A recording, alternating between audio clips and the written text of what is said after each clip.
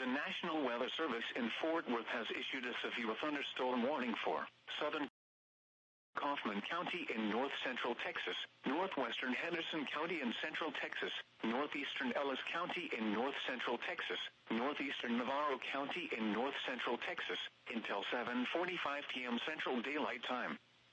At 6:38 p.m. Central Daylight Time, a severe thunderstorm was located over Ennis, moving east at 35 miles per hour. Hazard, ping-pong ball-size hail and 60 miles per hour wind gusts. Source, radar indicated. Impact, people and animals outdoors will be injured.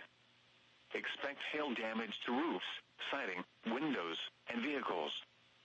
Expect wind damage to roofs, siding, and trees.